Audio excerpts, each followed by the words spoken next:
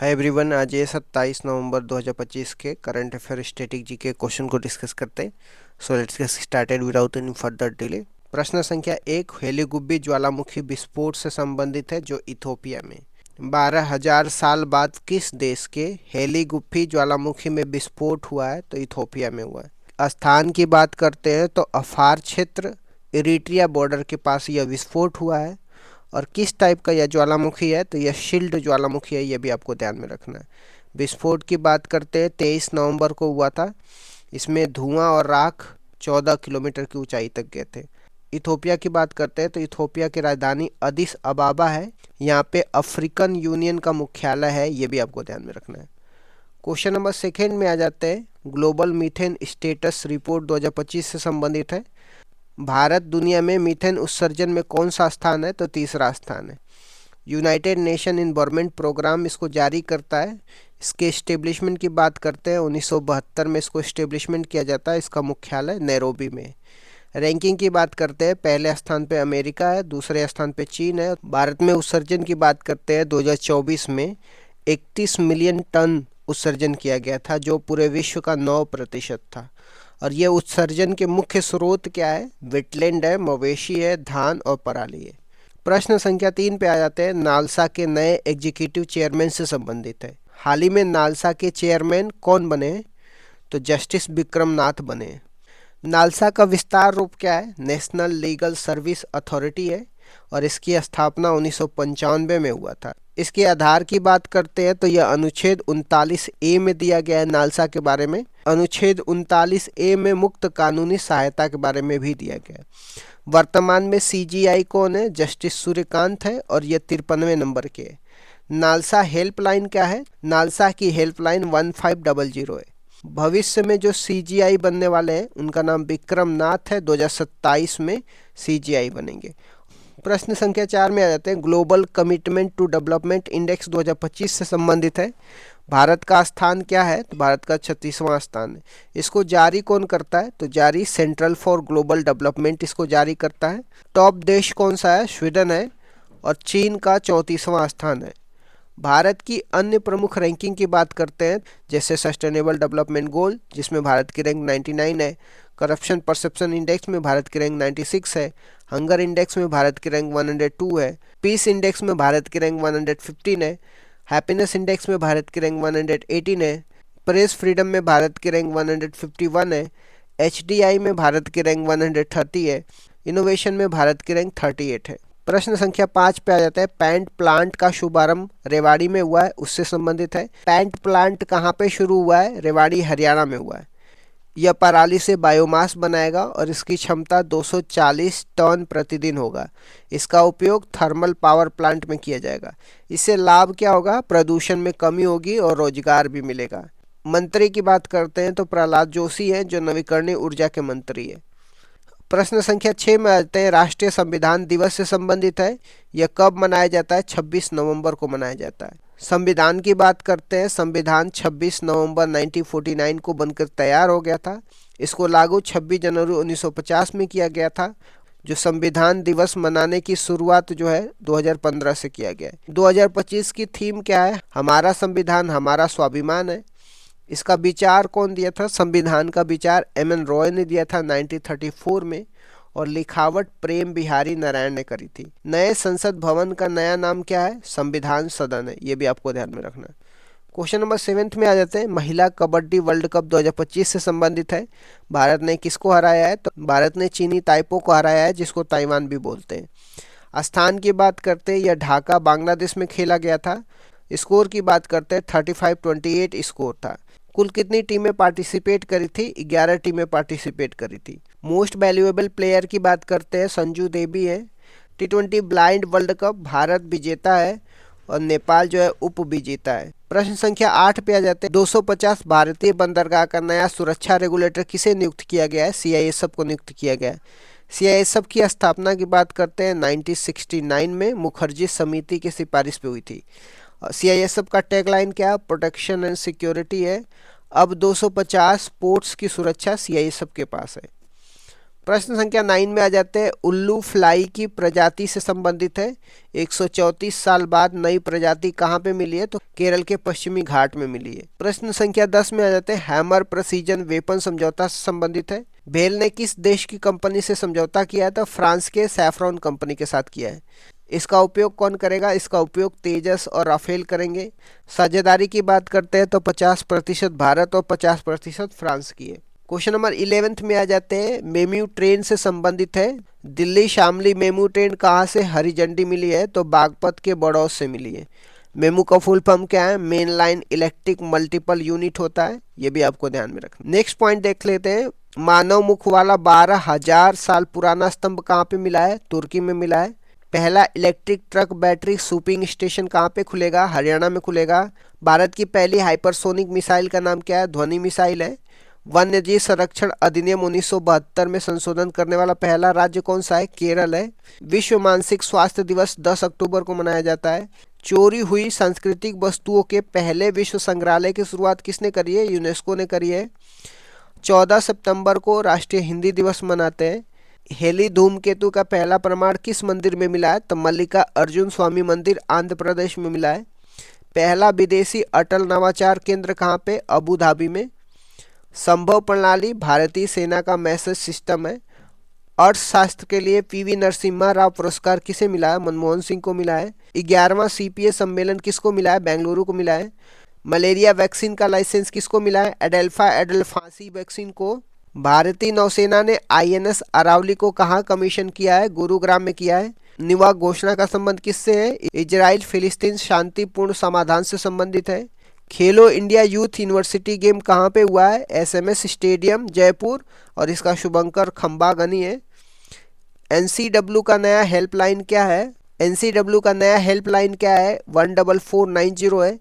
किस पशु हेतु राष्ट्रीय मिशन शुरू किया गया है? तो ऊंट के लिए। अब आ जाते हैं भारतीय संविधान के कुछ इंपॉर्टेंट आर्टिकल अनुच्छेद के बारे में।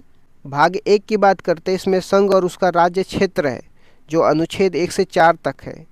अनुच्छेद 1 में भारत का नाम इंडिया, जो कि भारत बताया गया है, और इसे राज्यों का संघ कहा गया है।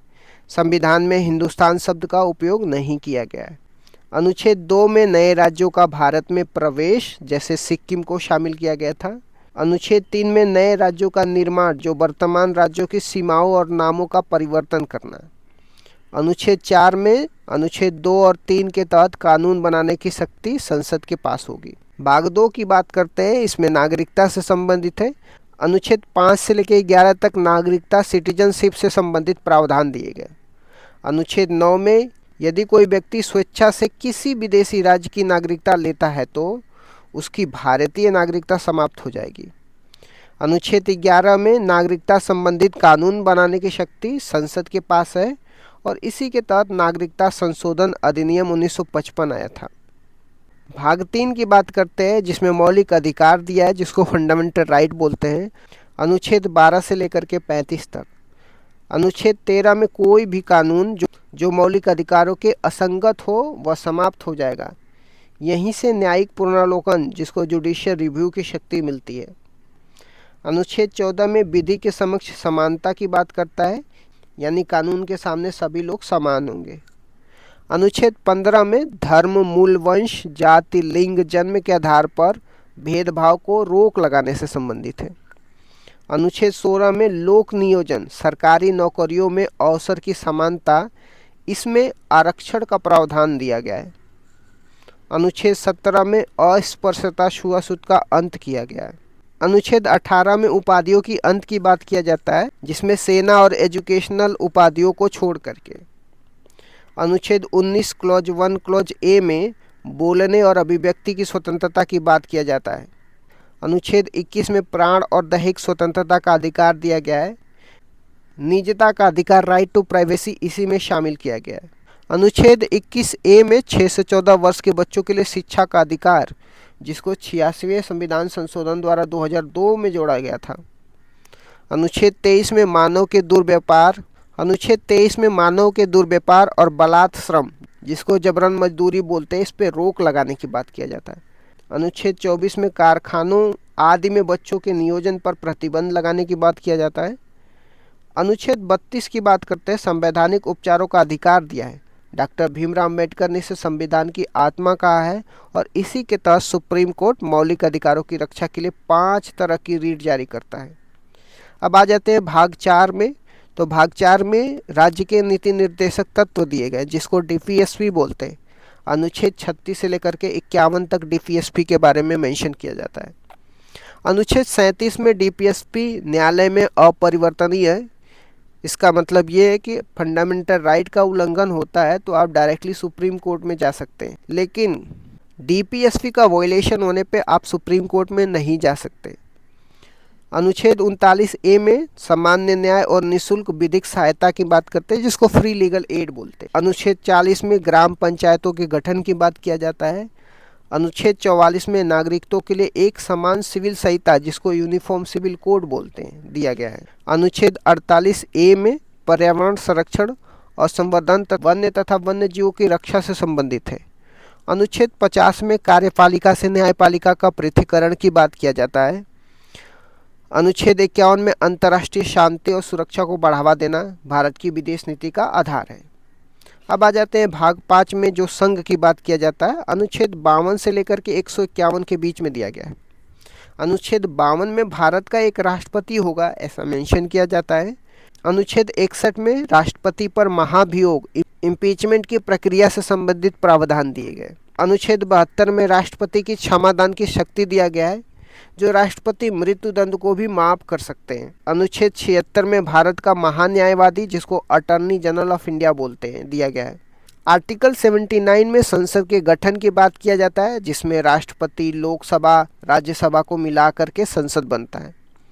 अनुच्छेद 108 में संसद की संयुक्त बैठक ज्वाइंट सिटिंग की बात किया जाता है। अनुच्छेद 110 में धन विधेयक मनी बिल की परिभाषा दिया हुआ है। अनुच्छेद 112 में वार्षिक वित्तीय विवरण जिसको बजट बोलते हैं बजट का प्रावधान दिया गया है। अनुच्छेद 123 में राष्ट्रपति की अध्यादेश जारी करने की शक्ति दिया गया है जिसको ऑर्डिनेंस बोलते हैं। अनुच्छेद 124 में उच्चतम न्यायालय जिसको सुप्रीम कोर्ट की स्थापना और गठन से संबंधित प्रावधान दिए गए। अनुच्छेद 139 में उच्चतम न्यायालय एक अभिलेख न्यायालय कोर्ट ऑफ रिकॉर्ड होगा। अनुच्छेद 143 में उच्चतम न्यायालय से परामर्श करने की राष्ट्रपति की शक्ति दी गई है। अनुच्छेद 148 में भारत का नियंत्रक एवं महालेखा परीक्षक की बात करता है जिसको कैग बोलते हैं, कंट्रोलर एंड ऑडिटर जनरल बोलते हैं। अब आ जाते हैं भाग 6 में जो राज्य के बारे में दिया गया है। अनुच्छेद 152 से लेकर के 237 तक राज्य के बारे में दिया गया है। अनुच्छेद 153 में राज्यों के राज्यपाल से संबंधित है। अनुच्छेद 161 में राज्यपाल की क्षमादान शक्ति के बारे में दिया गया है और राज्यपाल मृत्युदंड माफ नहीं कर सकते हैं। अनुच्छेद 165 में राज्य का महाअधिवक्ता की बात करते हैं जिसको एडवोकेट जनरल बोलते हैं। अनुच्छेद 213 में राज्यपाल की अध्यादेश जारी करने की शक्ति दिया गया है। अनुच्छेद 214 में राज्यों के लिए हाईकोर्ट के बारे में दिया गया है। अनुच्छेद 226 में उच्च न्यायालय की रिट जारी करने की शक्ति दिया गया है। अब आ जाते हैं कुछ और महत्वपूर्ण अनुच्छेद के बारे में। भाग 9 में पंचायत से संबंधित दिया गया है जो आर्टिकल 243 से लेकर 243O तक दिया गया है। अनुच्छेद 243A में ग्राम सभा के बारे में बात करता है। अनुच्छेद 243G में पंचायतों की शक्तियों के बारे में बताया गया है और टोटल 29 फंक्शनल आइटम है। अनुच्छेद 243K में राज्य निर्वाचन आयोग की बात करते हैं। पंचायतों के इलेक्शन के लिए राज्य निर्वाचन आयोग का गठन किया गया है ऐसा अनुच्छेद 243K में दिया गया है। अब आ जाते हैं भाग 11 की बात करते हैं। अनुच्छेद 245 से लेकर के 263 में दिया गया है। यह संघ और राज्य के बीच के संबंध को बताता है। अनुच्छेद 246A में जीएसटी की बात करता है जिसको वस्तु एवं सेवा कर बोलते हैं। अनुच्छेद 262 में अंतर्राज्यीय नदी जल विवाद की बात करता है और अनुच्छेद 263 में अंतर्राज्यीय परिषद की बात करता है जिसको इंटर स्टेट काउंसिल बोलते हैं। अब आ जाते हैं भाग 15 में जो निर्वाचन संबंधित प्रावधान दिया गया है। आर्टिकल 324 से लेकर के 339A तक दिया गया है। आर्टिकल 324 में निर्वाचन आयोग इलेक्शन कमीशन के बारे में मेंशन किया गया है। आर्टिकल 326 में वयस्क मताधिकार एडल्ट सफरेज के आधार पर चुनाव की प्रावधान दिया गया है। अब आ जाते हैं भाग 17 के बारे में। अनुच्छेद 343 से लेकर के 351 के बीच में दिया गया है जो राजभाषा की बात करता है।